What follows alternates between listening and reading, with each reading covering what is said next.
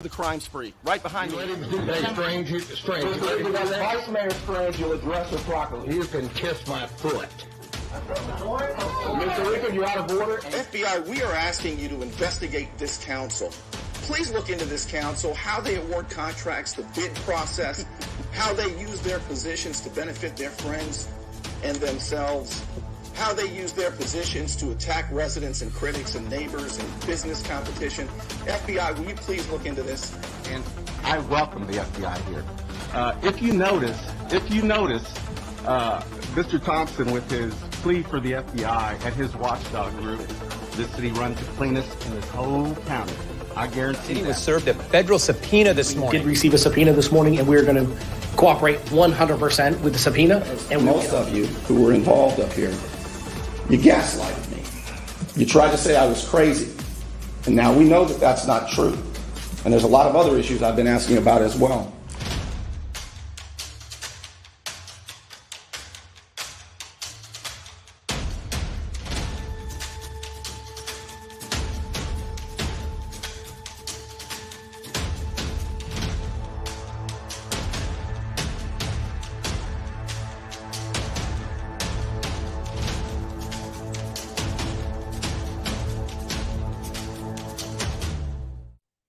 Well, this will be one of the most shocking shows that we've done yet. I'm gonna share with you a motion that was filed yesterday by Lynn Haven Defendant James Finch, the developer, who, along with his lifelong friend, former mayor of Lynn Haven, Margo Anderson, face trial scheduled for February 27th. For public corruption. You know about it. It was especially a big deal more than 2 years ago when there was a giant press conference with the sheriff's office and the FBI and the U.S. Attorney's office promising to clean up public corruption after Hurricane Michael. And a lot of us were very, very excited because we know there's tons of public corruption. How do you know, Bernie? You're always saying that kind of stuff. Well, for one thing, there was an affidavit, a search warrant affidavit signed by the FBI agent. In other words, he swore to a judge and he named, this was for the search warrant on GAC more than a year ago, and he named big shots, Senator George Gaynor, former Speaker of the House, Alan Bentz. I mean, the FBI agent told a judge, in order to get a search warrant for GAC contractors owned by Derwin White, who passed away last year, who the investigators and prosecutors say was the main target. So what they've been saying is he was the main target, but he passed away. And so there were 64 counts or so against Mayor Margo Anderson. And then later on, when the investigators and prosecutors learned that James Finch was helping pay for her attorney fees, he got indicted. And the indictments were amazing. I mean, they said everything from she got a free motor home, she got her home cleaned after the hurricane, she was floating around in a yacht a couple weeks after the hurricane. I mean, lots and lots of stuff. And most of that's gone now. The prosecutors dropped all but 2 charges against her about 3 weeks ago. So now she's down to 2 charges from 64. Well, Bernie, you're leaving out the 40 or so charges that were thrown out by the judge. Yeah, I'm leaving that out. They were thrown out. And it turns out just about everything we've heard,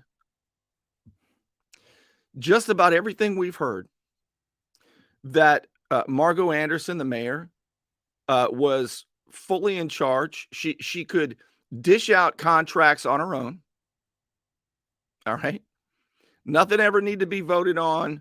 The city manager didn't have anything to do with it. The city engineer, well, he had a little bit to do with it. He's pled guilty. But, you know, she was pressuring him, right? That's what we've heard. The city engineer Chris Forehand, he's unindicted, and we've heard that he has full immunity. Why do you have full immunity if you haven't even been indicted? Last time there was an evidentiary hearing in March, the prosecutor said that he would just go up there and plead the fifth. Plead the fifth? He's got immunity. Doesn't make sense. So there was that evidentiary hearing that took place in March. And that evidentiary hearing was unbelievable in Tallahassee. It lasted 3 days. On the witness stand, there was the FBI agent himself, the other investigator in charge from the sheriff's office, Jimmy Stanford, Major Stanford. They were up there, and let's just say the case looked terrible. So now there's going to be another evidentiary hearing. It is scheduled for December 12th and December 13th. There are going to be, I guess the investigators and a whole bunch of people are going to get called up on the stand, because the defense says, James Finch and Margot Anderson, they say that they have finally got exculpatory evidence, hard evidence. Are you ready for this? I'm going to show it to you. That they say they're going to show on December 13th and December 14th with evidence and testimony, essentially that the Bay County Sheriff's Office was conspiring with Derwin White, the supposed target, to set them up with fake invoices the day before a Bay County Sheriff raid, search warrant. So here's what's going to happen. And this is great news for the sheriff's office. Coming soon, because, well, what's interesting though, here's what else is interesting. The sheriff's office and the FBI and the U.S. Attorney's Office, they have this wonderful opportunity in the evidentiary hearing to show why the defendants are out of line, to accuse them of being vindictive, of malicious prosecution, of selective malicious investigation. I mean, they've got a chance to go up there and smack these defendants around. All right, there was public corruption. So they do get a chance to do that. Those who were making these allegations and cleaning up public corruption, thank God, finally, right? They get to go up there and explain to the judge and God and everybody all of the accusations that they've made for 2.5 years. So we can finally get to trial and see what happens, see what a jury says. But the weird part is, the weirdest part of all is, the prosecutors and the investigators have tried and asked the judge, let's not do that. Like, we're going to, because the judge said we were going to have an evidentiary hearing, and they said, whoa, okay, so if we're going to do that, let's not have witnesses like, I don't know, us. We don't want to have to answer questions and evidence that has been uncovered in the past few months, evidently, which I can't wait to see. Because when the Bay County Sheriff's Public Trust Unit goes up there and says, look, we're not the ones on trial here, these crooks are, and they can defend themselves and stand strong, right? So that we can finally get to the trial where now Margot Anderson only faces 2 charges, 2 counts. And now, what's weird is this. Now she only faces 2 counts, and the investigators don't want to go up to and defend them in front of the judge before the trial. Why not? I mean, I was led to believe that she had her home cleaned up a month after the hurricane, that she got a free RV, which her husband bought. And these are all things that now the government itself says, the prosecutors themselves say.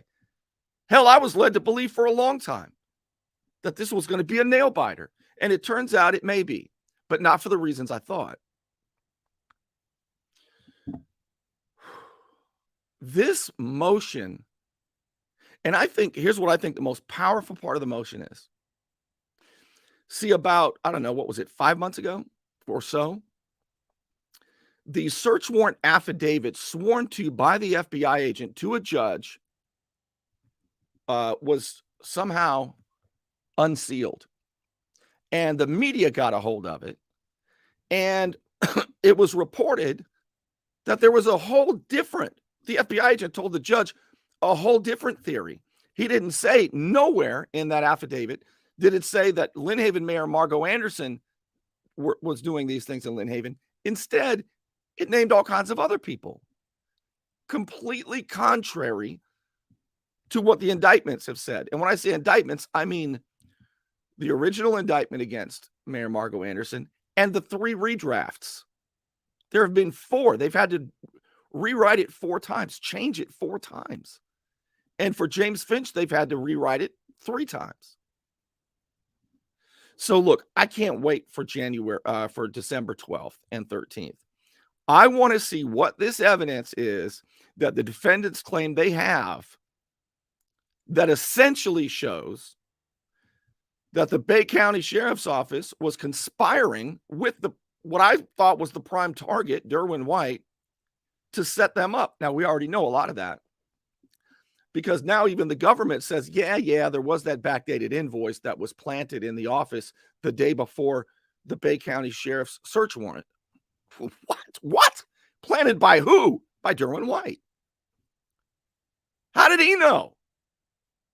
Well, the government said, well, he knew because James Finch is how he knew. James Finch was the impetus. He was the impetus. He's the one who set up his friend that eventually led to his indictment. That's why. Come again?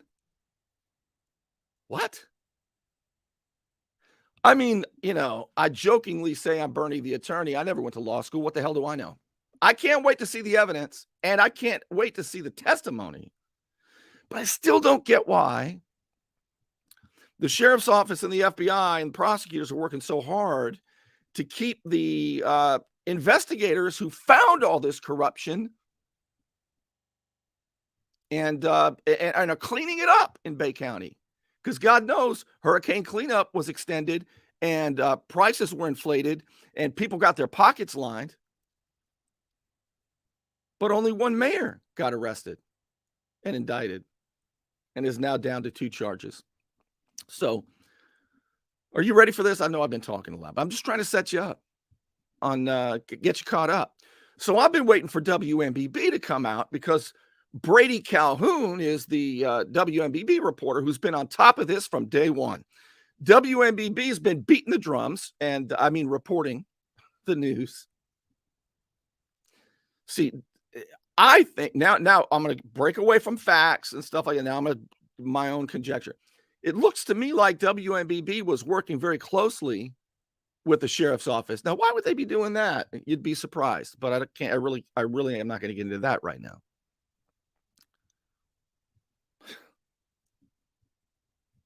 Somebody might lose an office. Now, what I'm trying to say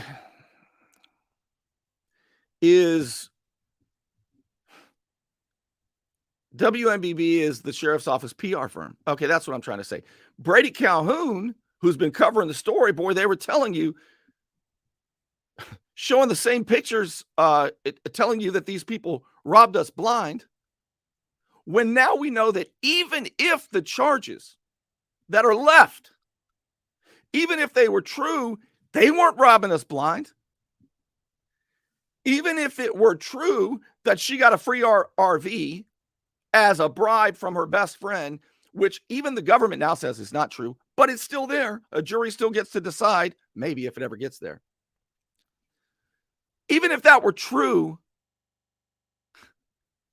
what the FBI told the judge to get the GAC search warrant is a million times worse than that.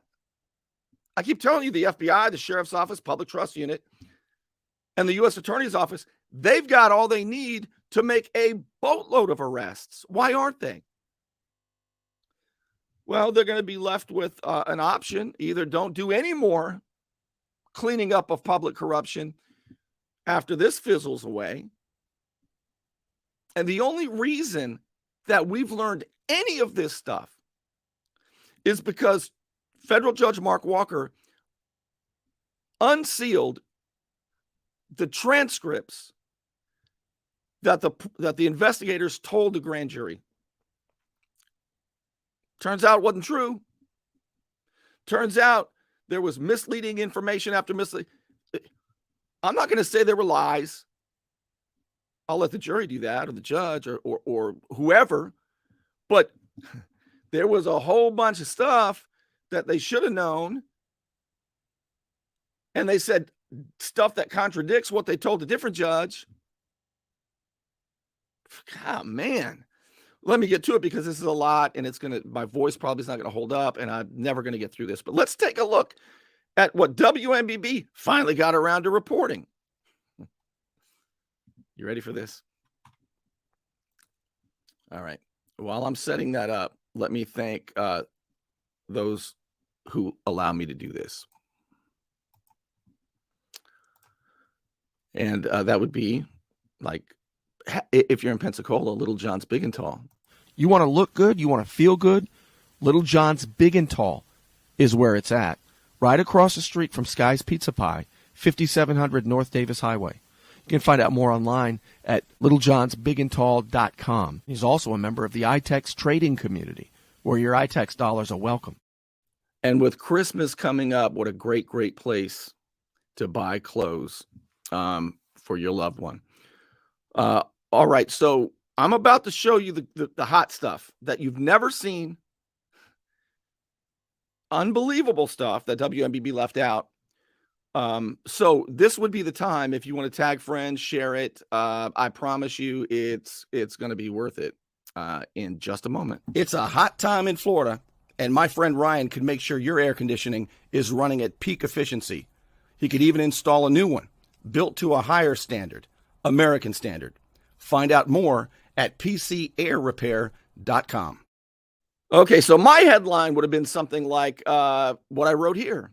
Lynn Haven Defendants in a bombshell motion say that the Bay County Sheriff's Office was essentially conspiring with the main target of the investigation, Derwin White. Why would they do that? Well, this is a motion that James Finch just submitted yesterday that there's going to be an evidentiary hearing in a couple weeks over. This motion is a third motion to compel the government to turn over exculpatory evidence that could show innocence that they claim does. And it's also forcing the prosecutors to explain to the judge why they never turned over, or they were super late turning over, exculpatory evidence. They've got to explain that to a judge in a couple of weeks. I'm not sure it's ever going to get there. I'm really not. But let's take a look at WMBB's headline versus mine. My headline would have said, bombshell motion. Lynn Haven Defendants say Bay County Sheriff's Office conspired with Derwin White to set them up. That's what this says. But let's see what WMBB, the PR firm, says. All right. Finch and Anderson argue they were whistleblowers. Wait a minute. They argued that a long time ago. What kind of headline is that? That's a boring headline, so nobody will look at it. All right, look at the lead sentence. The defendants in the Lynn Haven corruption case are once again, they're doing it again. Look at these guys.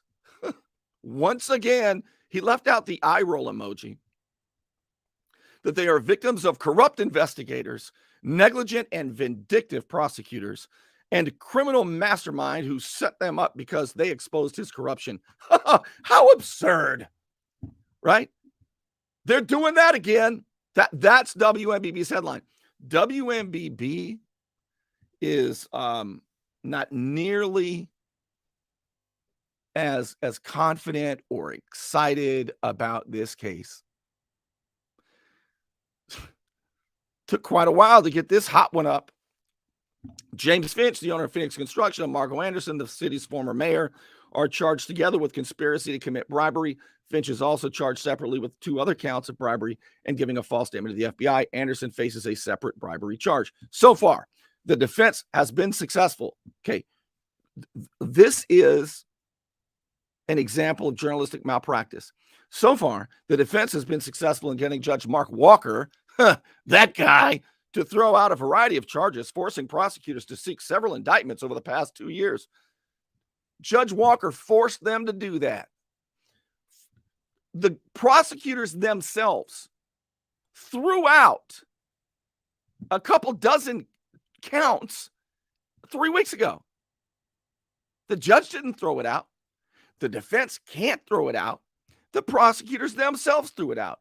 But Brady Calhoun and WMBB is lying to you. That's what they're doing. Why would they do that? In their most recent motion, says Brady Calhoun, the defendants again argue that prosecutors have illegally withheld information and evidence that should have been turned over to the defense to prepare for trial.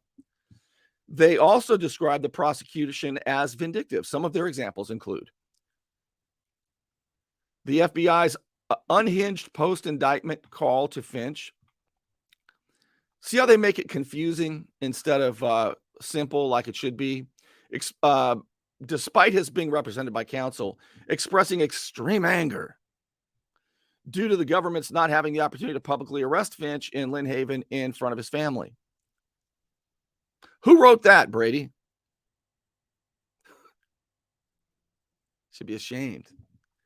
Should be ashamed. This is not reporting. This isn't even close.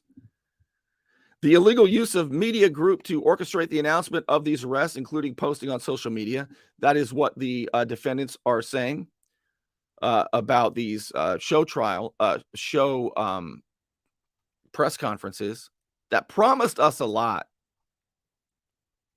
I remember Sheriff Ford up there 2 and 3 years ago, saying these investigations will go on. He expects more indictments and they won't rest. No resting until they clean up all the corruption. Nobody else has been arrested. But Bernie COVID. But Bernie Biden. But you guys have the evidence. Then there's that. The government's unjustified reliance on false witness statements to secure multiple indictments. These are the complaints. They're mostly true. Okay. Fact check. It says mostly true. The defense is also arguing that Derwin White, the co-owner of GAC Contractors, again, who passed away last year. So the prosecution can say anything about him now. But what will the judge say? What will the jury say if it ever gets there? Was the true head of the table in the criminal corruption in Lynn Haven. They say that Derwin White, who has since died, orchestrated the criminal case against Finch and Anderson after they refused to go along with his schemes. You know what else they say? They say they have the proof. And actually, even the prosecutors are starting to admit a lot of it. Like the backdated indictment that was planted and led to the indictment of Margot Anderson. By the way, that planted indictment, invoice was about her home cleanup, the ECS, erosion control specialist. It was about that. Well, the prosecutors have since dropped that. That's not even on the table anymore. I was told for 2.5 years that she had done that. Now they say, well, no, she didn't do that. We're not going to press charges on that. And this is, I'm not going to read all that because I'm about to read it to you from the actual document. Prosecutors have not yet responded to this latest motion to the judge. Hasn't responded to the judge. In the past, they have stated White was also a target of the investigation. A hearing in this case is scheduled for December. A hearing. A hearing. Just another little old hearing. All those. No, it is an evidentiary hearing, December 12th and 13th, where there are going to be witnesses and evidence. I went to the last one. If you say, oh, Bernie, go see for yourself. Go to this hearing. Your eyeballs will pop out.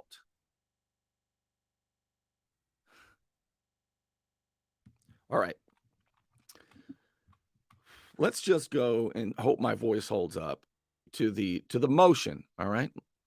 Let's go to the motion. And I'll look at your comments later. If you've got questions, I'll try to answer them. Look, if you want people to see, by the way, I didn't see it. Oh my gosh. Did WMBB even, I didn't see. Will somebody go back and look? Somebody let me know. Did WMBB even link this motion? They always link the motions. I don't think they link the motion. They don't want you to see this. What I'm going to show you, they don't want you to read, but I'm going to read it to you. So sit right back and you'll hear a tale. Kick your feet up. Grab yourself some vitamin C like I do. 94 proof. That's what kind of vitamin C I usually grab. That's the only time I get any vitamin C. And here we go. Tag your friends. Share it. This is unbelievable. Unbelievable. Remember, this is a motion the defendants make. It is their arguments to the judge. It is not necessarily the truth. But they claim in 2 weeks or 3, they're going to show the evidence. They're going to show the documents. They're going to call witnesses. They claim that they're going to prove in front of your eyeballs, if you go, everything that they're about to say. So keep that in mind as I read this. I don't want to hear people saying, Bernie, you read that as though it was the truth. No, I read it as though it's a motion that they have to defend in front of federal judge Mark Walker, who, when I was there, wasn't playing around. You do not want to annoy that dude. All right. If you say it, you better show it. Kind of like this show. I hope I can get through this. This is longer than it's going to be something. All right. This is it. This is it. So this is Defendant Finch's redacted. So there's parts in here we can't see. Amended motion for order to show cause why they didn't turn over the evidence that could show that they were innocent. And third motion to compel. They've had to compel the prosecutors to turn over exculpatory information, evidence. This is their third motion to compel. All right, here we go. I will read most of it, if not all of it. Defendant Finch respectfully files this amended motion for an order to show cause as to why this case should not be dismissed. As to why this case should not be dismissed due to the government's repeated fail. Okay, so the government says this case should not be dismissed. And Finch is saying, you need to show why it should not be dismissed because y'all haven't given us exculpatory evidence. You're now admitting yourselves that you misled the grand jury. You need to show why it doesn't need to be dismissed. And the judge said, yeah, you do. Also, why they didn't comply with its Brady obligations. That's the exculpatory information. Finch further moves to dismiss due to chronic government misconduct. All right. I'm going to read some of the footnotes, not all of the footnotes. And if you think that I'm doing that because I don't want you to see something, you can see the motion yourself and you can read the whole thing. I put it up at BernieThompson.com. I don't know if WMBP put it up. Let me see if any of you answered that. I'm curious. I need to see if they put it up. Okay. Nobody's told me yet. Did WMBB link this motion? They posted the story today at 3. You can go to WMBB.com. Tell me if they linked this motion. I'm curious. All right. So let's get down here. Now, I've highlighted some of this, all right? Some of the hot stuff, and a lot of it's hot. Forgive me here. Analyzing these two important issues, individually and collectively against the backdrop of defendants' constitutional due process rights, the court's previous orders and admonitions, the evolution of the multiple flawed indictments, And finally, the government's disturbing investigative and prosecutive tactics reveals a clear and unmistakable result is warranted: dismissal with prejudice. In other words, throw the whole case out, the defense says. These papers speak to the following. One, the history of late and withheld Brady material, exculpatory, the return of multiple legally and factually flawed charging documents that even the government admits to now, and the investigative and prosecutorial tactics warranting dismissal, including the government's advancing theories and information while knowing or having cause to know that information was false and misleading. History of late and withheld Brady material and vindictive misconduct. The extraordinary history of the government's conduct here is not foreign to the court. The record reflects the history of the government's grossly flawed prosecution of this case, from the court's dismissing language for vagueness. The court dismissed counts for imprecision, dismissing a count for violating the statute of limitations. This is what the judge has thrown out. Dismissing conspiracy counts multiple times for flaws, recognizing the government's multiple drafting errors, finding the government misinformed and admitted false testimony before multiple grand juries.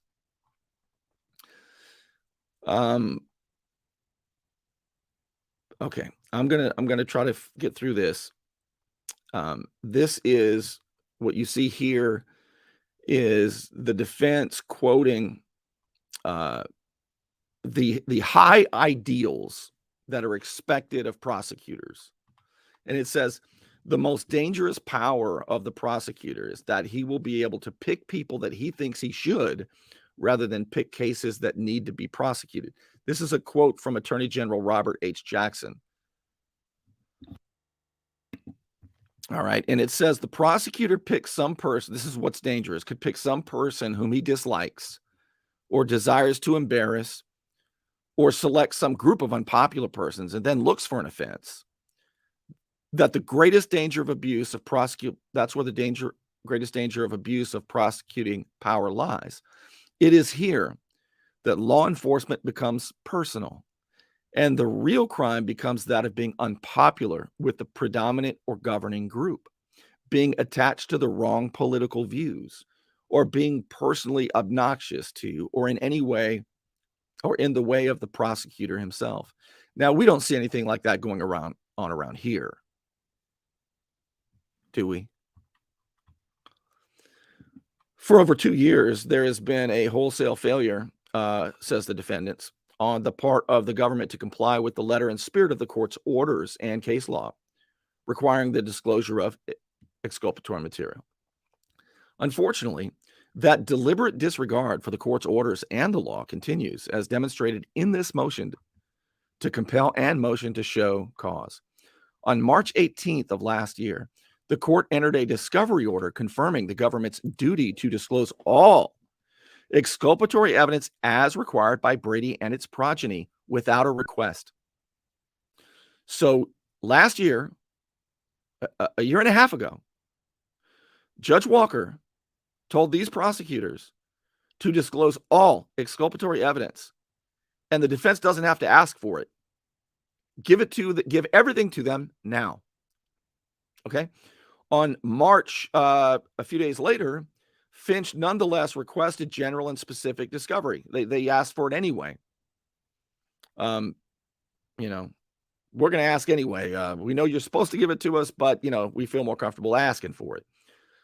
On March 31st last year, the government provided a written response to Finch's request. The government represented that the United States does not have information or material at this time which might be favorable to defendants. In other words, after the judge said, you better hand it over now, a year and a half ago, the prosecutor said, we don't have any.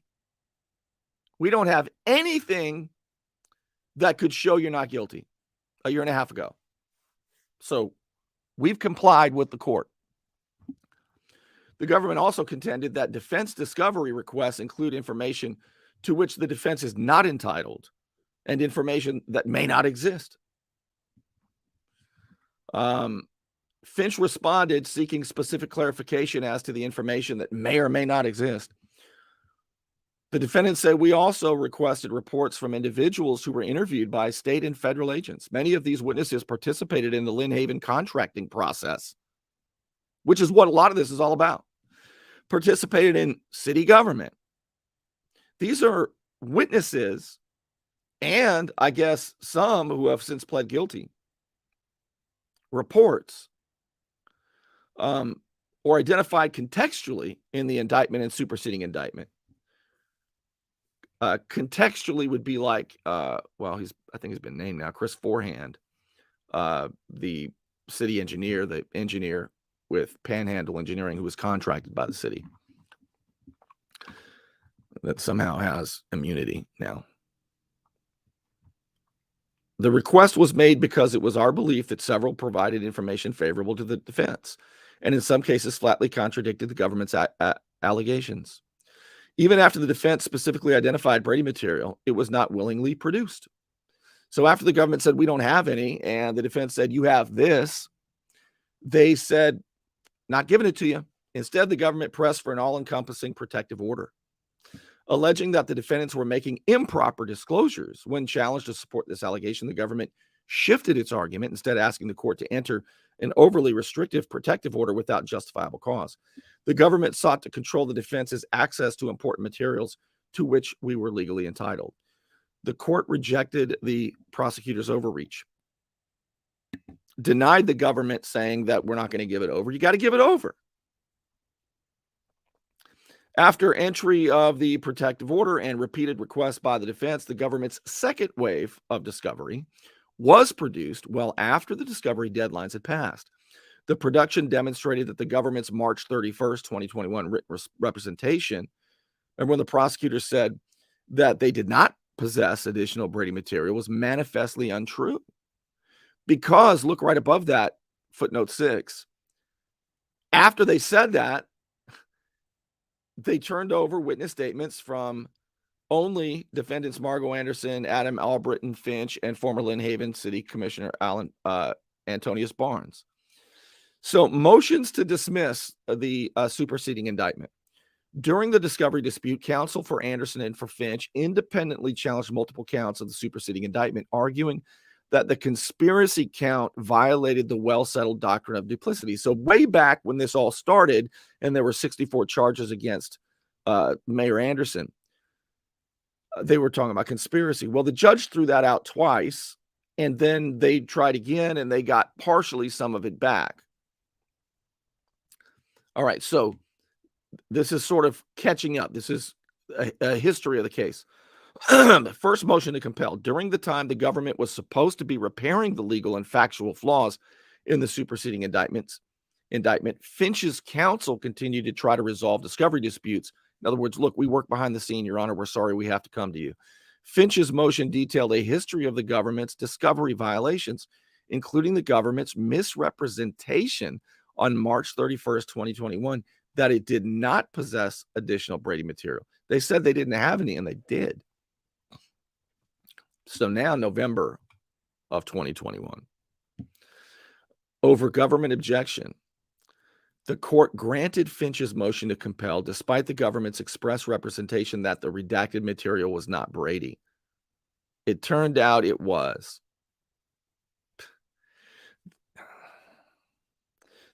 Could you imagine being indicted by the federal government? They won't give you the evidence. When they do, they redact it, and then they say, yeah, because that is not exculpatory, and then the judge says unredact it, and it turns out it was. That's what's happening.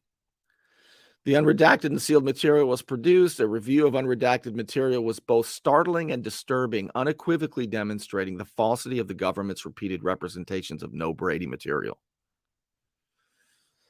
The suppressed material, this is footnote 7. This is what was redacted that the judge unredacted, and now the defense has, and it's going to be in December, in a couple of weeks. They're going to be calling people up about this stuff. So some of the redacted material contained direct evidence of law enforcement corruption Remember, this is what the defense is saying. They've got to prove it. False testimony before the grand jury and actual evidence of innocence. Government witnesses Michael White and David Mickey White revealing substantial, this is the nephew of Derwin White. Mickey White is. Michael White's unrelated. Substantial misconduct by government witnesses. The suppressed reports directly implicated co-case agent Major Jimmy Stanford of the Bay County Sheriff's Office in serious criminal conduct, much of which occurred while investigating this very case. Based on information that was withheld until November of last year, the government affirmatively led the defense to believe, and I believed it too, that's what I was told, that they first learned of criminal allegations against Stanford on November of 2019 from Mickey White and again from Michael White. And then there's a bunch of redacted stuff. Multiple government witnesses later indicated to prosecutors that it was redacted that Stanford was corrupt. Second superseding indictment. After suffering dismissal of counts within the superseding indictment on November 16, 2021, the government obtained a 26-count second superseding indictment. Okay, so they went back after another stab at it, another bite at the apple. The government claimed that the object of the conspiracy is conduct that advanced Finch's business interests. Okay, so they now they say they've got it together about a year ago. It was the conspiracy had to do with conduct that advanced Finch's business interests. Okay. Now they've got their teeth into something the government did a year ago. The remaining counts charge defendants Finch and or Anderson with honest services wire fraud, theft or bribery concerning programs receiving federal funds, wire fraud, and making false statements. As a result, the defense again moved to dismiss the second superseding indictment as duplicitous. The motion to dismiss the second superseding indictment and the second motion to compel. The unredacted reports that they finally got, the defense, last year, which were disclosed 4 days before the return of the second superseding indictment, revealed that the government had known of and suppressed evidence of law enforcement corruption, as well as the solicitation of false testimony before the prior grand jury. That's why I'm telling you, think about what WMBB told you the headline was. Their headline was, Finch and Anderson again claimed that they were the whistleblowers. No, it's a lot more than that. They're claiming that law enforcement was itself corrupt. That is a friggin' headline. Oh, they're going to be angry with me, the sheriff's office, and everybody. But this has to be reported. You can decide if the defendants are right or wrong. The evidentiary hearing will show some of this, whether they're right or wrong. And if it ever goes to trial, well, the jury will have the final say. But just because WMBB, the PR firm, says, well, we don't like that, that's just what the defense says, it's a motion. That's the headline.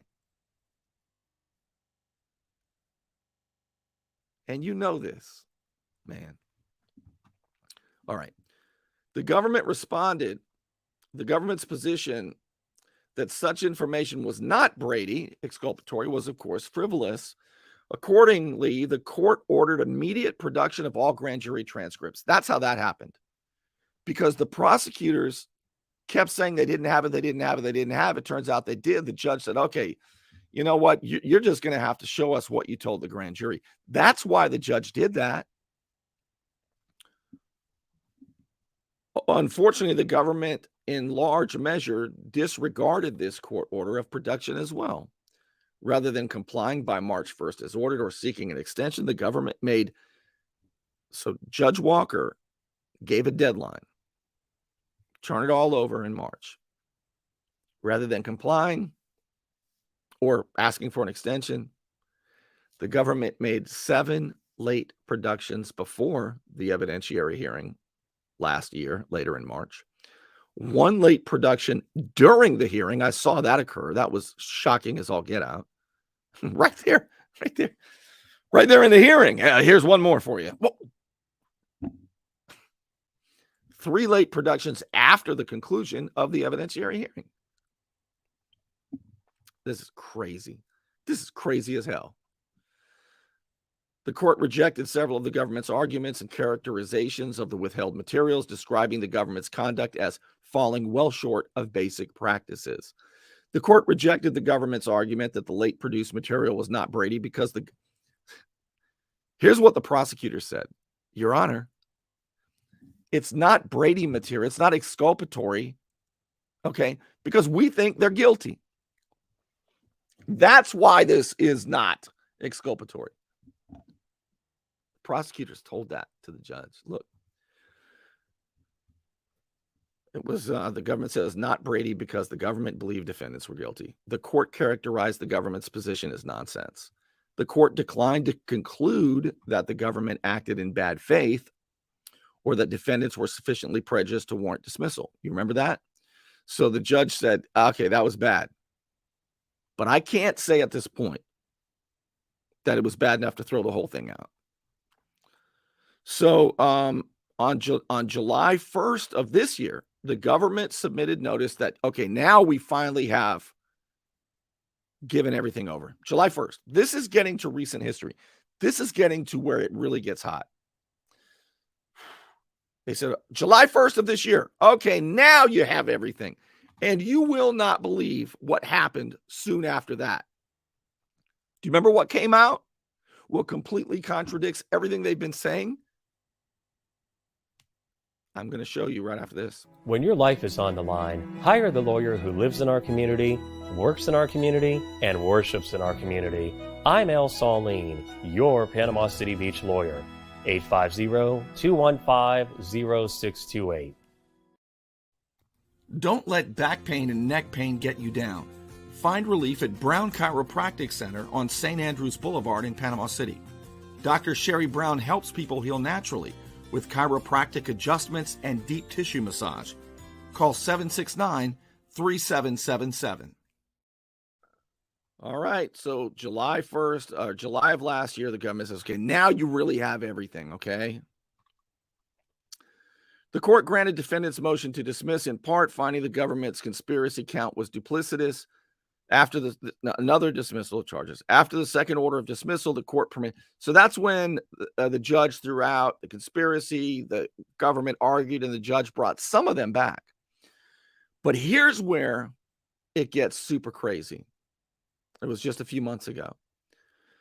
Discovering suppressed Brady material after July, when they said they've given it all, the GAC search warrant affidavit. On August of this year, the media reported an unsealed warrant affidavit signed by the FBI agent used to obtain 3 search warrants on properties owned and controlled by GAC contractors.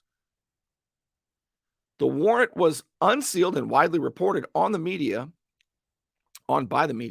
The government sought an order to reseal the materials. Remember, it came out and they were talking about Gaynor and Bentz, and they said, oh, snap. We got to seal it again. And they sealed it again. And now none of the local news is talking about it. So the defense says, well, we have a copy of the now resealed affidavit. I mean, you know, the horse gets out of the barn. The cat's out of the bag. Put him in the bag. Sure. But I've already seen it. And we have it. We do not have the reports there. So after that came out, there was all kinds of stuff in there that the FBI had told a judge, saying that Bay County is more corrupt than New Jersey and New Orleans. That's what the FBI's affidavit told a judge. And it wasn't because Mayor Margo Anderson, it had nothing to do with an RV. It was much bigger than that. An RV that now even the government says, yeah, her husband bought it. And from whom? Stay focused, Bernie. All right. So, yeah, that came out and all kinds of evidence. Oh my God, the government was telling this judge somebody else had done all the bad stuff while they were indicting Mayor Anderson, saying she did it. That's the point of this. All right, so let's get to footnote 12 here. Prior to March 2022, JC was co-owned by Lynn Haven contractor Derwin White, who again passed away last year. Derwin White, Michael White, and others orchestrated. This is what it said. This is what the FBI told the judge to get this search warrant. Tell me if this is what they are saying about Margot. This is completely contrary to what they're saying about Margot Anderson. They said Derwin White, Michael White, and others orchestrated all the post-hurricane debris disposal. The government's charging documents repeatedly stated, however, that Margot Anderson and James Finch were directing it, pressuring the cleanups despite overwhelming evidence to the contrary, including Finch's being in Jacksonville in the hospital the whole time in a coma, much of the time because he had a stroke. The government told the grand jury he was indisposed. He was, what was it? Well, he was, what was the term they used? It was like he was unavailable, He was in a coma, man, during that whole time. And they know this because they told the judge, a different judge, something else. So the FBI search warrant affidavit demonstrates, this is the most important, page 13, most important page, I think. It demonstrates overwhelming evidence.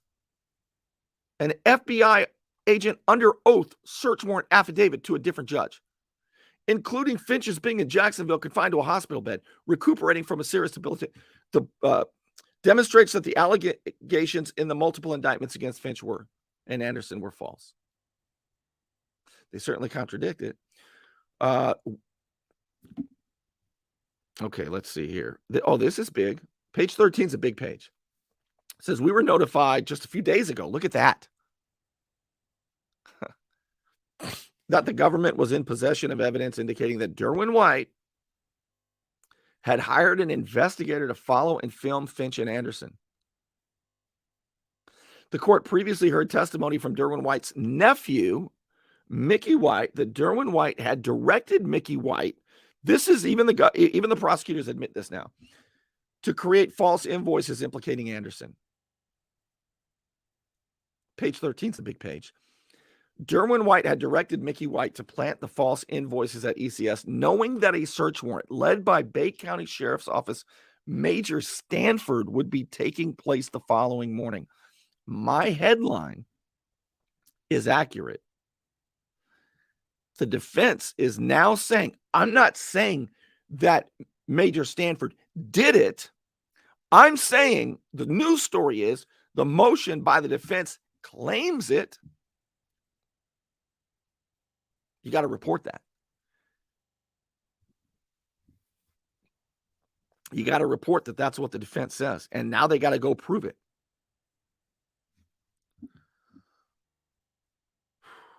All right. So, that search warrant affidavit that popped up that was somehow accidentally unsealed, the media got it, and the defense said, wait a second, why haven't we ever got that? There's a lot in there, like an entire narrative, contrary to the one that you've produced in the indictments, an entire contrary narrative. Why haven't we got that? To me, that's the biggest thing that's going to be discussed in the, maybe not the biggest, but this is the crux of it. Proof positive that they didn't hand over exculpatory evidence. That's why this is the third motion to compel. Wow. So here's what the prosecutors say. Here's what the Bay County Sheriff's Office says. Here's what the FBI says. So why haven't you handed it over? So the Sheriff's Public Trust Unit and the FBI say, well, regarding materials seized at GAC a year and a half ago, we have not completed our review of it, but will produce any material we identify as relevant. Okay? If we think we find anything that shows Margot Anderson and James Finch are innocent, we'll turn it over. Okay? Raise your hand if you believe that. But you are welcome, even though the judge said we got to give it to you, you're welcome to come to Panama City and inspect it in our presence. That's what they said. We haven't gone over it all yet. It's been a year and a half. Things go slow. COVID, Biden, you know.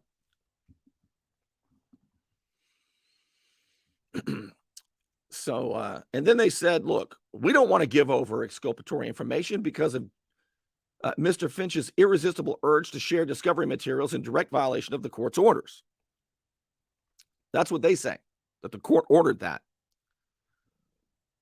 And the defense says, however, because the court previously rejected the government's prior attempts at limiting our review of discovery, Defendant Finch respectfully rejected the government's offer. I'm not going to go over there and sit there in front of the investigators. My attorneys are supposed to have that. We again asked the government to confirm whether the government is supposed to or unopposed to providing. So now you got that. This is why they're going. This is what the motion's about. Your Honor, they've got more exculpatory evidence. They claim they haven't gone over it in a year and a half. Things go slow. And moreover, they say that we have to look at it in front of them. The judge is going to decide who's right on that soon. All right. This is 34 pages, so I've got to get here. I'm going to skip through some of the history. Okay. Let's see here. Okay, I'm going to skip through some of this. I mean, it's all important stuff. You can read it. I've highlighted it. It's at BernieThompson.com. I posted it there, the whole thing. So basically what their defense is saying here is, look, the prosecutors continue to turn stuff in after deadline. We continue to hit the deadline. They look at what we turn over. They figure out our defense strategy, and then they go after a brand new indictment. That's what they're saying here. And the government also conceded that the false statement count against Finch was ambiguously pled. What Finch told the FBI. Third superseding indictment. So in October of this year, right, a month ago, at a hearing, the government announced that it had a different theory of liability. So now the government is saying, as of last month, in a status conference, as of last month, prosecutors saying, okay, so remember all that stuff we've been talking about for 2 years, 2.5 years? Disregard. We've got, Your Honor, we've got a different theory of liability now. All that stuff we said before, yeah, you got us on a few things, okay? They got they got an attorney that's very expensive. Of course they're going to find some stuff. People say that, Finch has a high-paid attorney. Of course they're going to catch us on a few things. So, not to worry, Your Honor. We've got a new theory, and we're going to lay it out. This is part of the reason all of this stuff that Judge Walker said, all right, we're going to meet here in a couple of weeks, and everybody's coming on the stand. Who needs to be? And I'm looking at new hard evidence that has just been discovered, never shown, but I'll see it. You'll see it. If it actually happens. If the investigators if they've got the goods on Margot Anderson and James Finch, they got to be excited about December 12th and 13th. Go put these two in their place, accusing us of vindictiveness, accusing us of planting evidence conspiring with Derwin White, the target of the investigation. I mean, we wouldn't work with the target of the investigation for a political indictment. We're not the Biden administration. We're Republicans. That's just stuff you see on TV, man. Well, good, because I can't wait. I can't wait to see it. This person says this, and I talked to all of them. I've talked to, not all of them, but I've talked to a lot of them. People who don't like me, people who do like me, people who hate me. So what about this, though? I'm trying to figure it all out, because I'm trying to tell you what's happening. And you got to admit, the way it's playing out is not quite the way WMBB told you. Or the sheriff's office and the FBI and the U.S. Attorney's office at the press conferences when they were going to clean up Bay County. And man, were we excited, because we need that. All right. They got a new theory of liability, right? They've got Your Honor, we're going to give it to you straight this time. All right. So let me skip forward here. So do you know what's happening now? Now, the original FBI agent, he retired. Now they got a couple other guys, FBI agents, and I am so excited for them to start indicting people who stole millions of dollars of FEMA money, who extended the hurricane cleanup, who inflated the prices, who lined their own pockets. Guys, I cannot wait, because I know you got that information. I can't wait for you to get those guys. I mean, that's a lot of money. Right? You can buy a lot of RVs with the amount of money, with the amount of FEMA money that these guys stole. Imagine all the RVs. Hell, just us listening, we could, like, every 3 or 4 of us could get an RV. Actually, we could all probably get our own. I think I'm onto something. If you guys would call me, I'll work out a deal. All right. So now the new FBI agents, they've been going around talking to the Lynn Haven witnesses again, and to to those who pled guilty, to the city manager, to the to the city engineer. They're going around getting new evidence. I always thought, though, and I, I'm not an attorney. I just play one in real life. I am not. I just always thought you actually get the evidence before the indictments. Before you take the property and put people in jail and arraign them and charge them. I thought you got the evidence before, but now they're getting new evidence, a new theory they've got. So here's what it says. Indeed, after the filing of these motions, now, currently, the government swarmed Lynn Haven. What? This is all new stuff. Conducting multiple interviews with a new agent, new FBI, to preclude the requirements of informing the grand jury. In other words, if we get new information, we don't have to tell this new grand jury about the mistakes we made before. See? Don't have to tell them about, what's it say there? About prior witness statements that were collected by a former FBI agent that had manufactured false grand jury exhibits, provided false and misleading testimony. Holy shnikes. We get new evidence. We don't have to tell the grand jury about that stuff. The new grand jury, new theory. Through exhibits and testimony, the defense will show the government's history of flagrant misconduct and vindictive prosecution of its different theory of liability before re-interviewing witnesses. So in other words, here's what the defense is saying. All right, Judge, the FBI's got new witnesses, interviews, evidence. And so the other stuff that was wrong, that got us indicted in the first place, we need to talk about this under oath. And that's what's going to happen in a couple of weeks. Unless the prosecution says, I fold.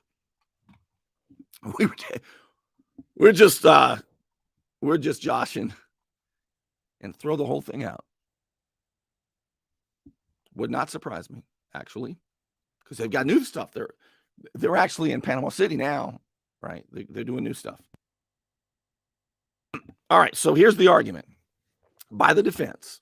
Just came out. Dismissal with prejudice for continued flagrant violations is warranted. And it says the prosecutor's office cannot get around Brady, exculpatory evidence, not turning it over, by keeping itself in ignorance or by compartmentalizing information about different aspects of a case. These are case precedent.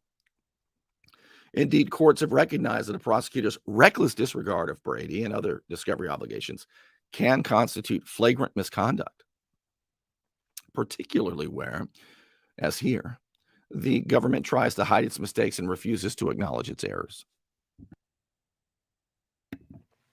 All right, so moving right along, sanctions. Now, the judge did issue a sanction a while back. The defense said, we got to throw the whole thing out. It's all bad. The judge said, it's pretty damn bad. Pretty damn bad. He didn't say it like that, though. What Judge Mark Walker actually said was, your conduct has been unprofessional, haphazard, and reckless, and this court is losing its patience. And that was back then, before all this other stuff came out. Yep, look at that. Deliberate flagrant. Okay. The failure to produce documents and to record what had or had not been disclosed, along with the affirmative misrepresentations to the court of full compliance. So this is crazy. The third motion to compel Derwin White, the limited and incomplete discovery produced by the government here. So in other words, just what we've got, just what was accidentally released in the media a few months ago. Hell, that alone, what the FBI agent told a different judge, that alone shows that Derwin White was the hub of the conspiracies surrounding post-hurricane cleanup. Ashbrit, what is a national cleanup company, is the spoke or rim as it agreed to allow White to direct and control the debris disposal in Lynn Haven, and to further disprove the government's allegations against Finch, and to prove that the government grossly, inadequately, sloppily, and misleading investigation. The defense says we are requesting that the court compel production of the material seized at GAC, in that it relates to the unindicted hub, spokes, and rim of corruption in Lynn Haven. In other words, there's a lot of there, and what the FBI agent told the other judge is very different than what they're telling you here now. To be clear, Finch and Anderson have professed their innocence since before the case was filed. The defense has been advocating that they were the whistleblowers. This finally gets around to what Brady Calhoun and the news WMBB said. This was their headline. The defense has been advocating that they were the whistleblowers, and the corruption orchestrated by Derwin White and Michael White, Mickey White, and others. So the defense position is based in fact, not mere argument, they say. Are you ready for this? Derwin White learned that Finch and Anderson, this is the key, this is how it happened, according to the defense. Got to prove it now. Derwin White learned that Finch and Anderson had discovered his criminal enterprise. This is right when Finch got back from his coma. He gets back after the hurricane, and he's starting to get around again a few months later, and they find $5 million to Derwin White's nephew, fraudulently charged. So what did they do? Here's the part you've never heard before. This is unbelievable.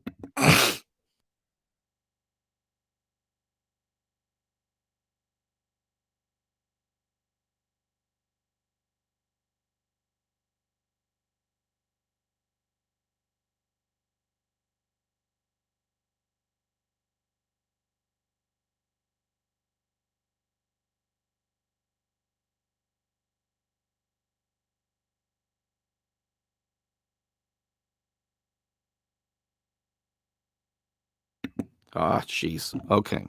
I see. This is the biggest part. If you've read this, is this not unbelievable?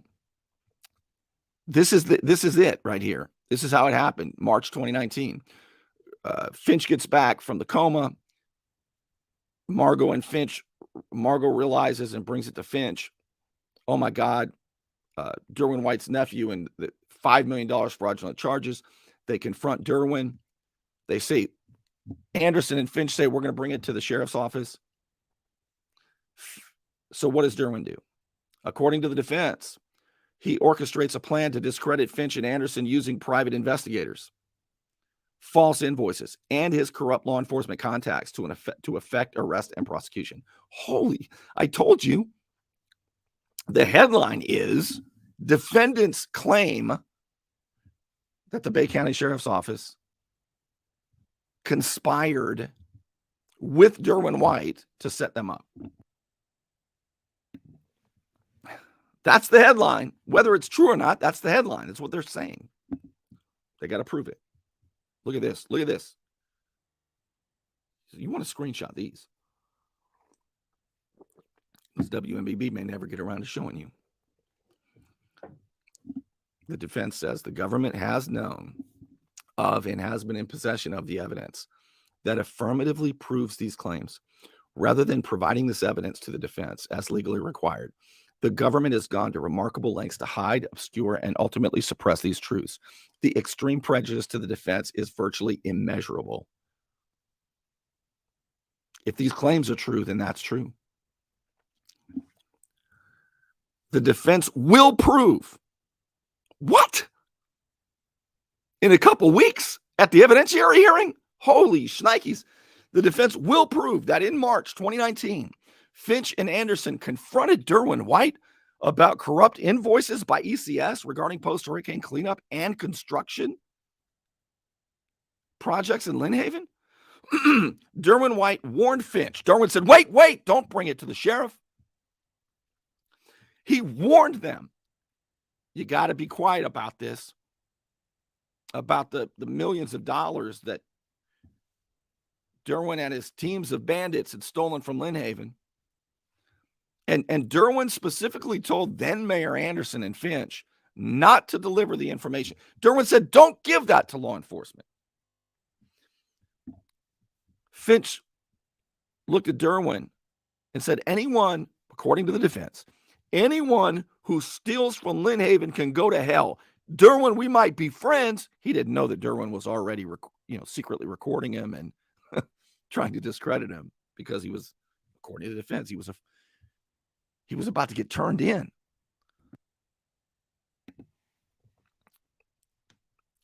Derwin White then got pissed off, stormed out of Finch's office, and drove off. And when he got in his car, former city manager Michael White was in the car.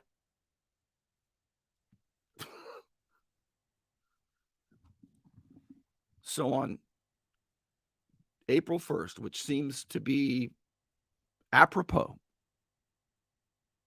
to Margot Anderson, the mayor of Lynn Haven, on April Fools, she thought the sheriff's office and everybody would be very interested in this. Oh, they were interested. So Finch recommends, hey, Mayor Anderson, Margot, you got to, at Finch's recommendation, Anderson asked Lynn Haven Chief Ramey to accompany her. Okay, so Finch says, hey, Chief Ramey, can you go with her to Sheriff Ford's office to report the evidence that we found against Derwin's nephew, ECS, and Michael White, the city attorney? Now remember, Chief Ramey and Michael White, the city manager, they're buddies. Chief Ramey, the police chief, was probably like, James, you're asking a lot. That afternoon, Mayor Anderson delivered an accounting summary sheet, that little piece of paper, they said it in the little piece of paper with numbers on it. That's what the investigator told the grand jury.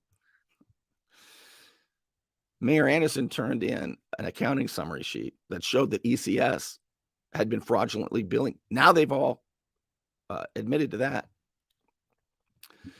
She reported these crimes to Sheriff Ford. So now Sheriff Ford, $5 million? Mayor Anderson, thanks for bringing me this little piece of paper with numbers on it. But I need more stuff. I need some, can you give me more stuff? So she collects additional documents, checks, things like that, accounting material that Sheriff Ford asked for. Mayor Anderson told Chief Ramey, her police chief in Lynn Haven, that the requested documents were ready, and Chief Ramey offered to deliver the evidence to the sheriff. So great. Mayor Anderson has found this stuff, went to Sheriff Ford. Sheriff Ford said, give me some hard evidence. She goes and gets the hard evidence, and she gives it to her police chief, Chief Ramey, according to this motion. Chief Ramey says, I'll take it over to the sheriff's office. And he's got all the invoices and all the proof of corruption. What does he do? Uh-oh. It says Chief Ramey, however, sat on this explosive information for multiple days before delivering the materials directly to Major Stanford, not Sheriff Ford. The material contained damning evidence against ECS, which we know now, and City Manager Michael White. Remember, this is where we have to believe that she turned herself in, essentially, that she blew the whistle on herself. That's been the old theory of liability. Now the government says they have a new one. So let's see.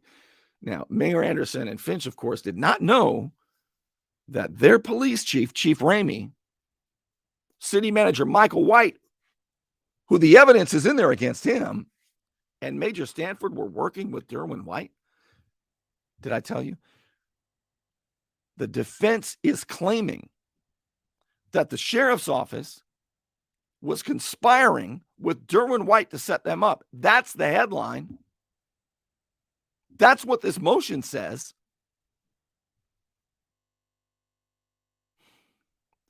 And Major Stanford's he's in charge of the public trust unit.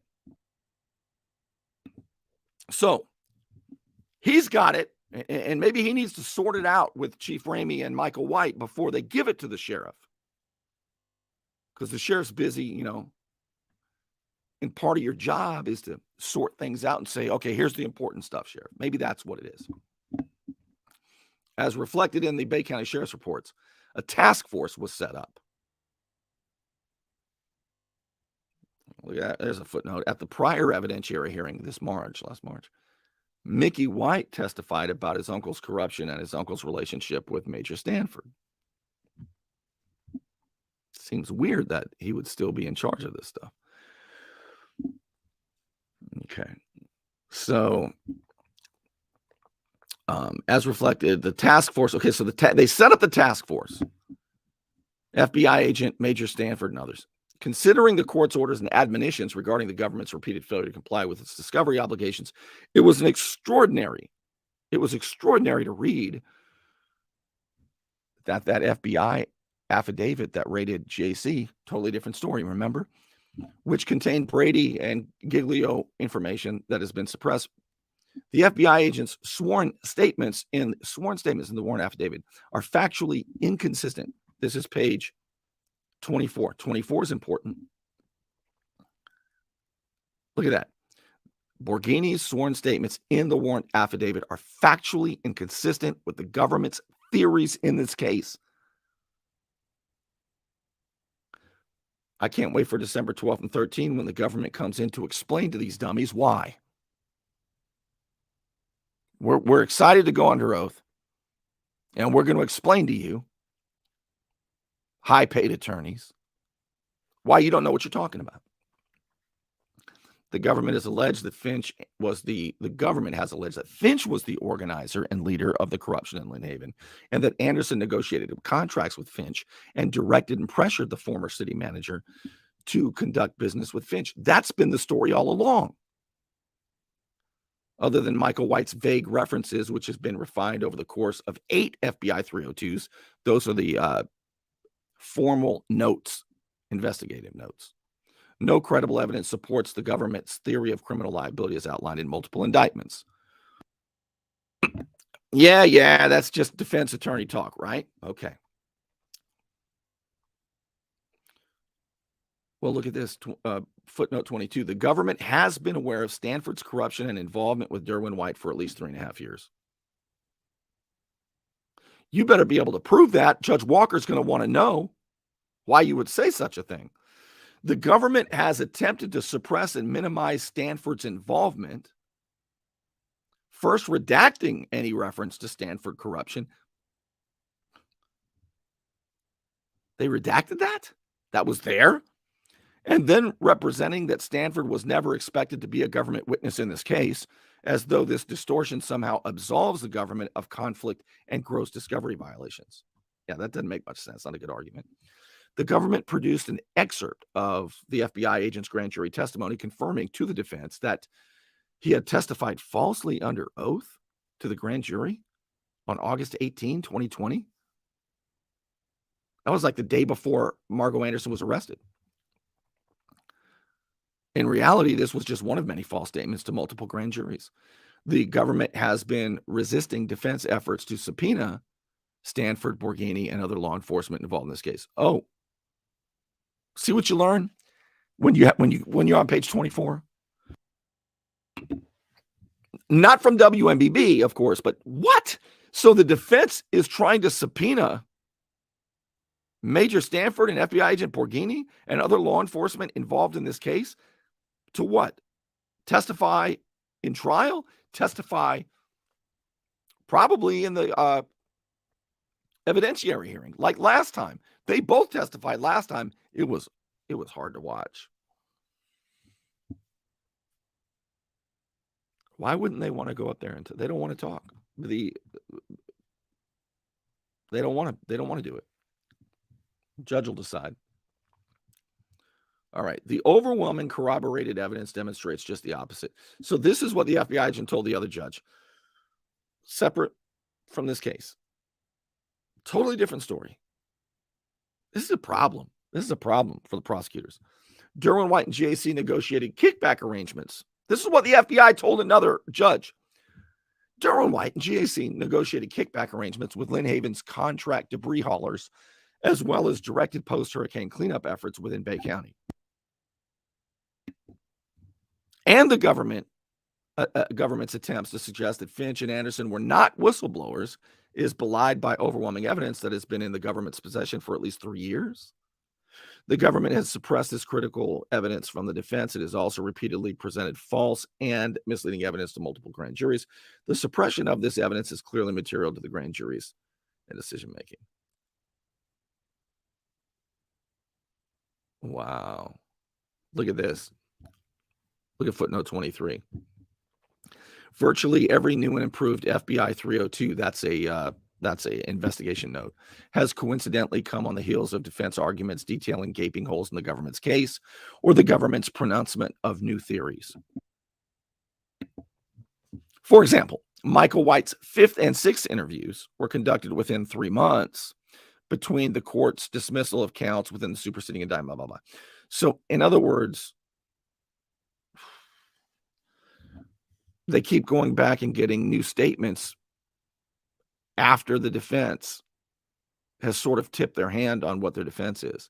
So they go back and get, it just seems to me they should have all this before the indict, instead of trying to fill it in as the case goes along for years. All right, I gotta speed through this. So basically, the big story, as you heard, was that according to the defense, in March of 2019, Mayor Margo Anderson and James Finch discovered the Derwin White criminal enterprise, confronted him. Derwin said, "Don't go to the police." When they did, he was able, according to the defense, Derwin was able to coordinate with the sheriff's office because they were conspiring together, the defense says, and get him arrested, her arrested, and later Finch. And Derwin had been working with the sheriff's office all along. That is an explosive allegation, defense. So on December 12th and 13th, the judges want to see some proof of this. And the people of Bay County want to see some proof of this. Because that's hard to believe.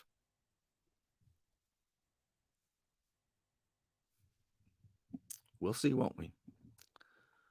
All right. Apart from establishing actual evidence of innocence, we believe that the search warrant affidavit would have constituted a statement from a witness that would have been produced. Yeah. That was stuff that should have been turned over. All right. I'm going to let you read the rest of this yourself because I'm exhausted and I can't. It's got about 5-6 more pages. It's all good. You get the gist of it, though, don't you? BernieThompson.com is where you can see this. I'll post the link on Facebook. I still didn't see if WMB, but look at all this.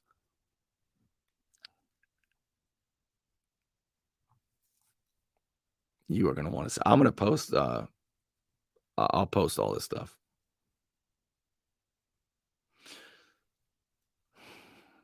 It's so convoluted, but the key is the search warrant affidavit that Borghini told, that the FBI agent told a different judge, is completely different than what these prosecutors have been saying. Completely different. They just wanted that GAC stuff. One is true. Actually, okay, let's think about this. If what the FBI agent told that judge is true, then what the indictments and what the government has been saying against Anderson and Finch are not true. If what the government has been saying for 2.5 years about Anderson and Finch is true, then what the FBI agent Borghini told the judge to get the GAC is not true. I think they're mutually exclusive. Which story is true?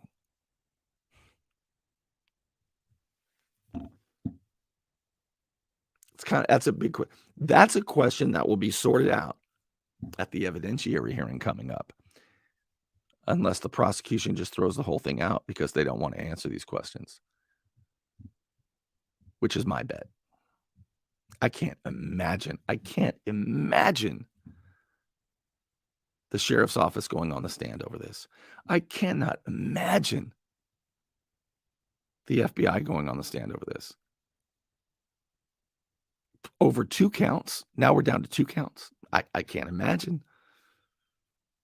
If you are excited to see the evidentiary hearing with all of them under oath telling the judge which story is true, don't get too excited. Because my bet is that'll never happen. There's too much to lose for the powerful, for the public trust units.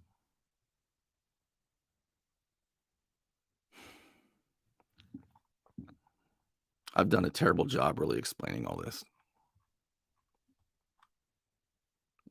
I'm going to have to do like a 1-page, like, this is how shocking all this stuff is. But boy, I'll tell you what, if you think this is shocking, what is uncovered in an evidentiary hearing is going to be, I mean, I think it changes everything. I don't think some people can hold on to their positions because either that's true or that's true. Which is it? And the defense has all these explosive claims. They damn well better have the evidence or the judges. Whew, yeah, but Bernie, they're desperate.